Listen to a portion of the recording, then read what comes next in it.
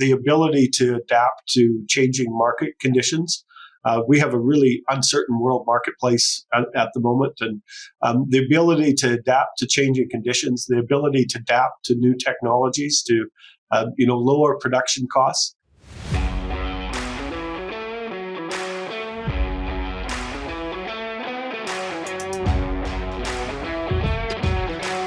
Welcome to SwineNet Canada. My name is John Patience, and I'll be the host of today's podcast. With me today is Cam Dahl, who is the General Manager of the Manitoba Pork Council. And he's going to be talking to us with what he refers to as the thickening of the Canada-U.S. border. Cam, welcome to the podcast. It's a pleasure to be with you. And Cam, I know most people in the pig industry will certainly know you by reputation if they don't know you personally. But we have many guests or visitors to the podcast that may not be aware of who you are or what you do. So could you give us a bit of a background of sort of how you got started and how you ended up doing this podcast with us today on international pork trade? That's a long pathway. Well, I grew up on a mixed farm in rural Manitoba and earned a bachelor degree in agriculture economics and a graduate degree at the University of Manitoba. Spent a little bit of time in international development, and then the path got diverted a little bit, and I spent some time working on Parliament Hill in Ottawa in the political world, and then moved to working with farm groups and to advance the interest of producers and agriculture in general. And I worked for a while for an organization called the Grain Growers of Canada. I've served as a commissioner of the Canadian Grain Commission, which is the Canadian regulatory body that oversees the Canadian grain industry, and really got to see government from the inside, which is a different perspective. And also worked for a little bit of time in the beef industry, and from there have moved on to Manitoba Pork and have been here for just under 3 years at this point. Right on. Very good. Swine Veterinary Partners offers a full range of animal health and production services to Canadian pork producers. We approach health management through personalized solution with concern for profitability while taking into account performance and the well-being of your animals. Well, Cam, I'm really looking forward to this topic. It's a little different than the topics that I've been discussing with guests since I started with SwineNet Canada. And so I'm really looking forward to it. But let's lay down a bit of a foundation for our listeners. And could you please talk about the Canadian pig industry and the Manitoba pig industry in terms of its structure, and especially with reference to the importance of global trade to the industry? For sure. And trade is important to hog production and hog producers across the country. Nationally, Canada exports about 70% of what we produce, but the number is much higher in Manitoba. So we produce about just about 8 million pigs every year, and 90% of those are exported. So either in packages as pork going around the world, or on foot as isoweens into the U.S. So of that 8 million, we ship about just under 3 million isoweens into places like Iowa for finishing, and then the majority of the rest is exported again to countries around the world. Great. And could you just maybe share with our audience who the most important trading partners are for the Canadian pork industry? For sure, the two largest are Japan and the United States. And if you just look at pork, it switches back and forth between the U.S. and Japan on who holds the title of largest importer of Canadian products. But when you add in the live exports of isoweens, the U.S. is our largest market. Right. Okay. And with respect to the structure of the industry, Manitoba is somewhat unique, not completely unique, in that you have two pretty modern packing plants within the boundaries of Manitoba. We do. We are very fortunate to have High Life and Maple Leaf here, and the majority of the product that goes through the High Life plant is exported to Japan as a premium product. But yes, we're very fortunate to have the large processing plants here, and in addition to that, we're different in other ways as well. And consolidation has happened here in Manitoba a little faster than it's happened elsewhere, and so the operations have a tendency to be larger here in Manitoba than they are in other provinces. And one question I have, it's on topic, but it's not the center of our topic today, but I would appreciate if you have a perspective on it. And I read not too long ago, but I don't know if it was a good source or not, that Russia has stated that they are intending to become a major exporter of pork in the future. Could you comment on that? Do you think that's likely to happen? Is that doable? And as I said, I couldn't gauge the source, so I wasn't sure how much stock to put in it. So I'd appreciate your perspective, Cam. I guess it might depend on how you define the word future and how far away that is. It's not just as simple as building a barn and putting pigs in it.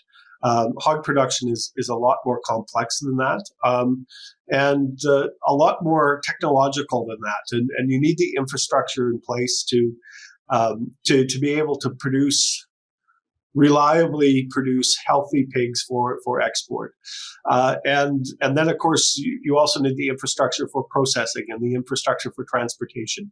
I haven't been in Russia recently, but I don't think that infrastructure is in place right now. So they have a long ways to go before they will be in a position to be a significant, or as the paper I read, and we might have read the same one, that they're aiming to be the world's largest pork exporter.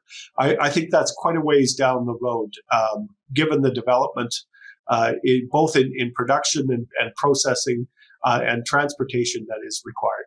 Right. And as you mentioned, infrastructure is so very, very important. And infrastructure, especially when it comes to global trade, as you pointed out, is a very lengthy list, right? It's more than a hog barn and a feed mill. Absolutely. Right on. Great. Okay. Well, let's turn to more specifically to the topic at hand. And that is what you're referring to as the thickening of the Canada-US border as it relates to agricultural trade. And could you explain to our audience a little bit about what you mean by the thickening of the border, and what are some of the issues that you see come on the horizon? For sure, it's not something that's unique to the Canada-US relationship.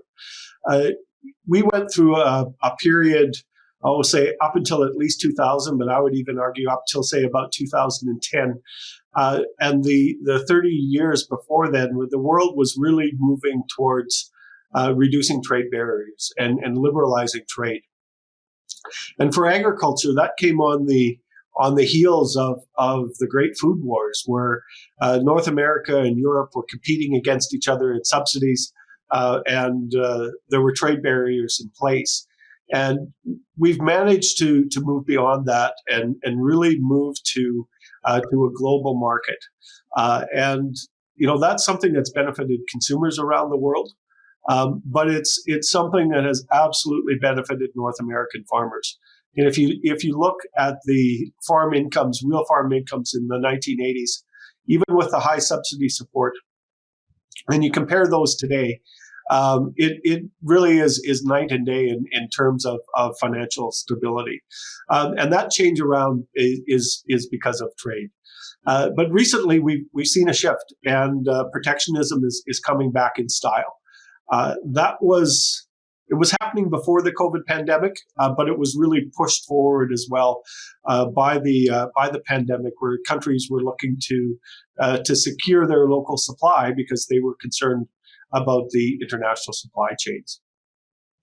So we really have seen that pendulum shift internationally from movement towards globalization and now protectionism is coming back in style.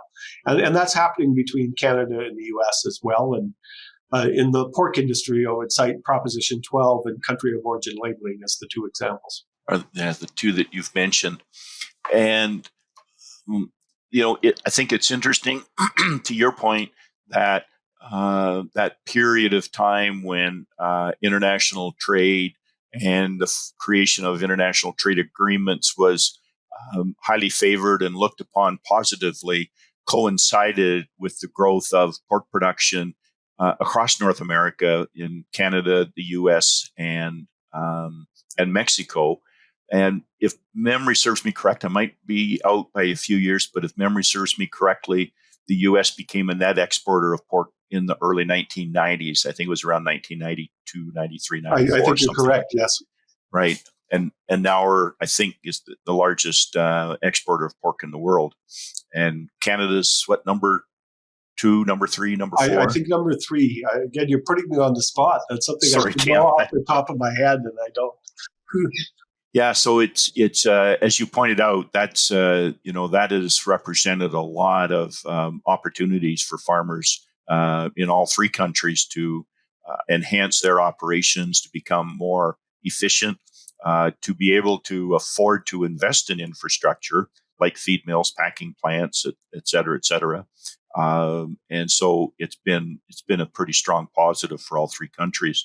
The other thing I would note, and sometimes this is missed, is how much this investment has done for the development of our communities and our rural communities. You take towns like Neepawa, Manitoba, which was a small town. It's where High Life's processing plant is, and it's a booming little city these days. And it's because of that investment in agriculture and that investment in pork production. So this investment. That's again gone on throughout North America is really helping reinvigorate a lot of rural communities that didn't have that bright path forward before we moved to a more liberalized trade market. Yes. And it's interesting, Cam, that I hear that kind of conversation more in Canada than I do in the U.S. And that's not to say doesn't exist in the U.S. I'm not sure why it's not a greater topic of conversation, but certainly within Canada, it is as an opportunity to enhance rural communities that otherwise are really struggling to find a reason for being. Absolutely. You bet. Cam, I'd like to drill down just a little bit now, a little bit more. And my impression would be that with respect to country of origin labeling and just general attitude towards trade, that the U.S. pig industry would tend to be pretty trade positive. It would, from your perspective on the other side of the border, would you agree with that statement? I would. We have a really strong relationship with our colleagues south of the border, and yes, even when it comes to things like country of origin labeling, that's not something that I see the pork sector in the U.S. supporting. So we have a good relationship, and yes, the U.S. industry recognizes the value of trade and recognizes the value of the integrated market between Canada and the U.S. You bet. So yeah, and it makes you wonder a little bit what would happen to some processing plants if all of a sudden there were 3 million pigs not moving down from Manitoba to be fed out and processed in the U.S. Yes, and when talking to officials in the U.S. or others, I tend to hear the word voluntary being stressed, and that this is different. This country of origin labeling initiative is different than the last time because it's voluntary. And the example I give back is Costco here in Manitoba, and I know this will make your U.S. listeners smile, but all the pork products that are sold in Costco here are labeled product of the USA. And today that might include an Isoween that was born in Manitoba and shipped to an Iowa farm for finishing and processed in the U.S. That still counts for that Costco package. But if these rules go forward, they don't. And my question back is, how voluntary is it really? Because Costco isn't going to change its labeling. It's going to look at its supplier and say, comply with the new rules of the labeling. And so it has the potential to be to deliver a real disruption to the integrated Canadian-U.S. market. Right. Cam, I'd like to, we've drilled down a little bit on the country of origin labeling issue. Let's talk a little bit about Prop 12, but let's talk about it from the Canadian context. And correct me if I'm wrong, but my impression is there's no kind of Prop 12 legislation situation going on or even talked about within Canada, but you do have what I believe to be really an industry-driven move to alter some of the ways in which pigs are raised. Can you talk a little bit about that in a little more educated way than I can? Sure, absolutely. Canada is unique when it comes to how we assure animal welfare for livestock that are used for or grown for food. We have something called the National Farm Animal Care Council, and it's made up of farmers, of course, and but also veterinarians, researchers, governments that are responsible for enforcing animal welfare legislation, as well as non-governmental organizations. And these, the National Farm Animal Care Council has code development committees for each of the livestock sector. So there's something called the Code of Practice for the Care and Handling of Pigs that outlines what farmers need to do and what requirements are in place for proper care for animals. And there's a code of practice for dairy cattle and beef cattle and horses and all livestock. And these codes of practices evolve over time. They're based on science. So every time research advances and moves forward, these codes of practice are also updated. And there's about 107. Not about 107. There's 107 requirements in the Pig Code of Practice that spell out what farmers need to do in order to properly care for their animals. And in 2029, the Code of Practice for the Care and Handling of Pigs will be adjusted to have loose housing for sows. So that is something that is coming forward. Okay, so and that would, when you refer to loose housing, that would refer to gestating sows. Is that yes. right? Yeah, absolutely. Right. Okay.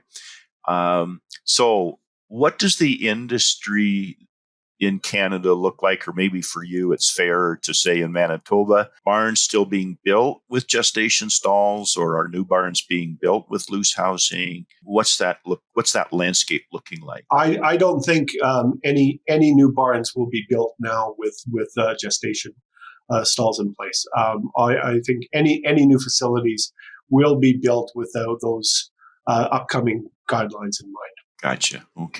Okay. Other trade issues besides those two, or any other aspect of the trade topic that causes you concern or you'd like to share with our listeners? Well, I think, again, not necessarily between Canada and the U.S., but we're seeing more and more, again, that pendulum has shifted of non-tariff trade barriers being used to block trade. And Canada has negotiated a trade agreement with Europe, for example, called the Comprehensive Economic CETA, and trade agreement or something like that. Agriculture supported and the livestock industry supported. Again, we're free traders, and it really hasn't had given the opportunities that we were expecting, and that's because of non-tariff trade barriers that continue to be put into place to block Canadian meat exports. And it's not just pork; it's beef as well, and things like carcass washes that might not technically be approved in Europe, but achieve the result of reducing bacterial loads and delivering safe product to European markets. Well, those kinds of things aren't allowed, and so we're finding that we're not exporting any more pork, we're not exporting any more beef because of these non-tariff trade barriers, and it's a problem because we're concerned that these kinds of trade loopholes are going to be incorporated and brought forward in other trading markets, like the Pacific, for example, that countries that decide that they don't want to accept your product, even though they've negotiated a trade agreement, will find phytosanitary reasons to block trade, and it's a concerning trend. Right. Yeah, it's not a very static situation, is it? There's sometimes you wake up. I remember when the whole ractopamine story broke and the huge impact that had on the industry on both sides of the border. And that's a perfect example of a non-tariff trade barrier. Absolutely, it is. Cam, this has been really, really interesting. Do you have any final thoughts you'd like to share with the audience before we move on to our final three questions? I think, we've talked a little bit about the potential for disruption between Canada and the U.S., but I think my final thought is just really to recognize that in the pork sector, but it's not just the pork sector, it's agriculture across the board, just how much farmers have benefited from the integration of North American, but especially Canada and the U.S. markets. And, it's not just... It's not just farmers that have benefited, but consumers have benefited as well.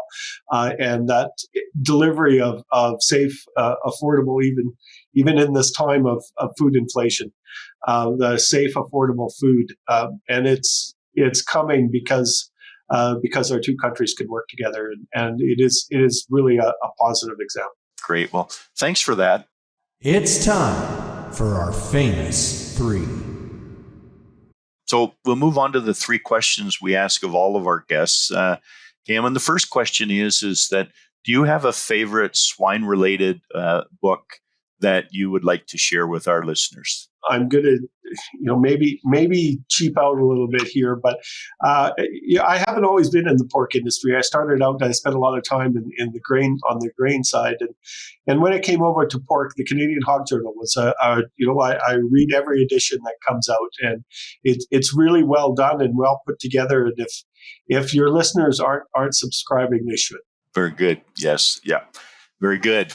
Then our second question is do you have a favorite book on any subject that you would like to share that you've read that was either fun to read because it was entertaining, or it was helpful to read because it was educational? Or Well, I am a reader, so we could spend a couple of hours on this, to be really honest. But I will give you one that I recently reread, actually, and it is a long read, but it is a biography of Franklin Roosevelt by Conrad Black. And if you know the two gentlemen, they're on the opposite sides of the political spectrum. But it is really well done. And despite the fact that the author never uses two words when he can use 10, it is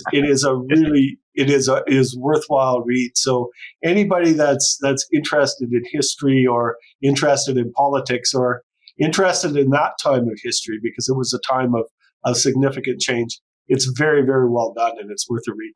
Yeah, interesting. You mentioned that book, Cam, because we were just talking about that amongst some friends, and they had a similar comment about the author. But also that he's a smart guy, and that the book was really informative as well as entertaining. It is both. It's worth a read. Right on. And then finally, I'm interested in your perspective, because most of our guests are science type folks, nutritionists, whatever. And your focus is industry. It's a little different viewpoint of our industry. And what would you say, in your opinion, sets apart swine professionals, the really successful swine professionals, as compared to the overall population out there? What sets the really successful people apart? I think the word adaptable comes to mind. The cycles in the hog sector and the pork sector are really short. And the ability to adapt to changing market conditions. We have a really uncertain world marketplace at the moment, and the ability to adapt to changing conditions, the ability to adapt to new technologies, to lower production costs. I think that ability to flex when things are changing and adapt your production and adapt marketing, that's what really sets apart the successful operations from the ones that maybe aren't quite as successful. Yeah, amen to that. That's a very good point, Cam. Thank you so very much. I've really enjoyed this conversation. I know our listeners will as well. The issue of trade is a very, very important one, as you very carefully shared with us at the beginning. And there's a need to maintain pretty open borders if both industries are to be to achieve their potential. So thank you very much for sharing your time with us today. We really appreciate it. It was my pleasure. Thank you.